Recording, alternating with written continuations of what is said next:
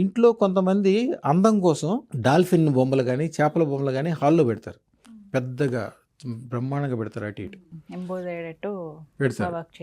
అది ఎవరు పెడతారు? వాళ్ళు చాలా ధనవంతులు చేసుకుంటారు, మామూలు వాళ్ళు కాదు, మంచి ధనవంతులు చేసుకుంటారు. దాంట్లో మీరు వెళ్ళి చూడండి, ఆ ఇంట్లో వాళ్ళందరూ తిరుగుబోతులు, తాగుబోతులు, అప్పులు చేయటము, ఆస్తులన్నీ నెమ్మదిగా అమ్ముకోవటము, తాకట్టు పెట్టుకోవటము, ఏదో చేద్దాం అనుకుంటారు, ఏమీ చేయలేరు. ఎందుకని? డాల్ఫిన్ ఎక్కడ ఉండాలి, చేప ఎక్కడ ఉండాలి, వాటర్ ఉండాలి. హాల్లో వాటర్ ఎక్కడ ఉంటుంది? నీళ్ళలోంచి బయటపడ్డ చేపలాగా ఉంటుంది వాళ్ళు. ఇవన్నీ కూడా ప్రత్యక్షంగా మీరు చూడొచ్చు. అంటే వాస్తు పనిచేస్తా లేదని మీరు అన్నారు కదా, ఆ ఇంటికి వెళ్ళి చూడండి, అవన్నీ ఉంటాయి. ఆ ఇంట్లో ఎన్ని లోపాలు ఉన్నప్పటికీ ఇంటికి కొంతమంది ఇంటి ముందు నెమళ్ళు పెడతారు.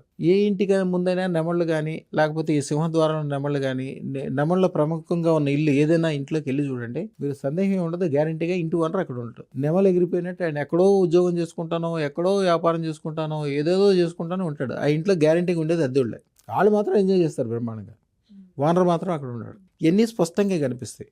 అదృష్టం ఉన్న చోట లోపం అనేది ఉండదు. ఇంటికి వీధిపోటు ఉందనుకోమ్మా, ఇంటికి వీధిపోటు ఉంటే కొంత మంచి, కొంత చెడ్డ, కొంత లాభం, కొంత నష్టం అని చెప్పుకుంటారు. ఎప్పటికీ పోటీ అనేది పోటే కదమ్మా, అది ఇటువైపు తిన్నా కూడా పోటే కదా. నైరుతిలో వీధిపోటు ఉన్న వాళ్ళు ఎవరైనా చూడండి అమ్మా, నైరుతిలో ఇంటికి వీధిపోటు ఉంటే ఆ ఇల్లు శ్మశానానికంటే ఘోరంగా ఉంటుంది. అసలు ఎక్కడికి వెళ్ళిపోతారు, ఏం చేస్తారు, ఎట్లా ఉంటారు, ఆ ఇంటికి తలుపులు ఉండవు, దూరబంధాలు ఉండవు, వదిలేసి ఎక్కడికెక్కడికో పోతారు, ఏవేమో జరుగుతుంటుంది. ఇంటికి నైరుతికి వీడిపోతున్నప్పటికీ ఆ ఇల్లు బాగుంది అంటే, మనిషి యజమాని డబ్బులు సంపాదించుకుంటున్నాడు, మంచిగా ఉన్నాడంటే గ్యారెంటీగా ఇంట్లో అదృష్టత్వం ఉన్నట్లు లెక్క. అది చెడే రాదు దాంట్లో. ఎప్పుడైతే అదృష్టత్వం అంటే ఏంటి? పరుసవేది. మీకు చెడు అనేది వచ్చి ఇట్లా తగులుతుంది, తగిలిన తర్వాత పరుసవేది ఆ రత్నానికి ఎట్లా తగ్గనే పరుసవేది అంటే బంగారం. దేన్ని ముట్టుకుంటే అది బంగారం అంటాం. అది తగిలి ఇంట్లోకి బంగారం లాగా పడుద్ది. ఇంటికి చెడే లేదు. ఇక దాంతోపాటు కొన్ని విధానాలు ఇస్తాము, కొద్ది మంత్రం ఒకటిస్తాము, ఒక యంత్రం ఒకటిస్తాము.